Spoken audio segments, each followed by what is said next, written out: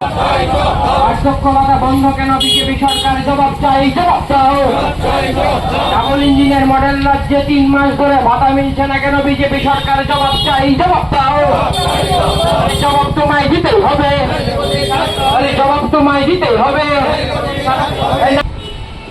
আপনারা ইতিমধ্যেই শুনেছেন যে আমাদের রাজ্যে একটা বিরাট অংশের মানুষ যারা অর্থনৈতিকভাবে দুর্বল, যাদের জীবন জীবিকার ক্ষেত্রে সামাজিক ভাতা একটি গুরুত্বপূর্ণ ভূমিকা গ্রহণ করে থাকে, এই রকম একটা ভালো অংশের ভাতা প্রাপকদের ভাতা গত 3 মাসেরও বেশি সময় ধরে বন্ধ হয়ে আছে।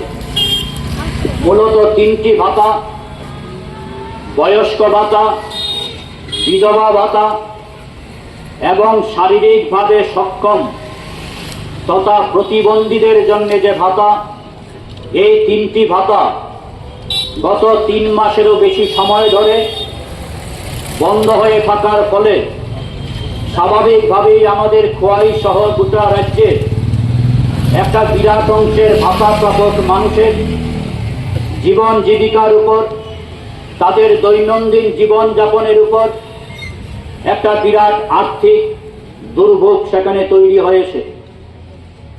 আমাদের জেলায় প্রায় 15,000 মানুষ এই 3টি ভাতা প্রকল্পের সুবিধা পেয়ে থাকেন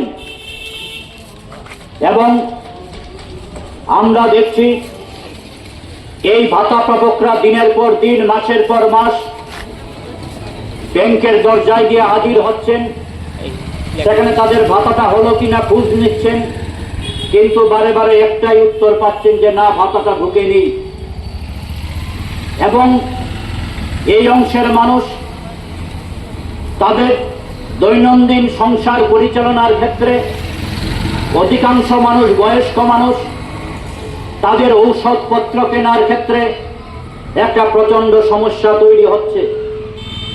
এই অবস্থার মধ্যে দাঁড়িয়ে আমরা লক্ষ্য করছি রাজ্যের বিভিন্ন জায়গায় মানুষের ক্ষোভ,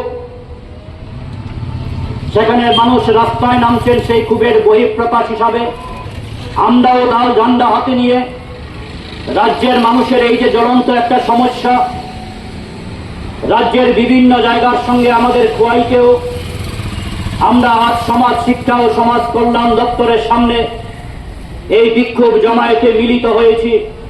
আমরা দাবি জানাচ্ছি যত তাড়াতাড়ি সম্ভব এই 3টি সামাজিক ভাতা প্রকল্প সেখানে তাদের ভাতা ব্যাংক অ্যাকাউন্টে ঢুকিয়ে দেওয়া হোক এবং এই ক্ষেত্রে আর যেন তাল বাহানা না করা হয়।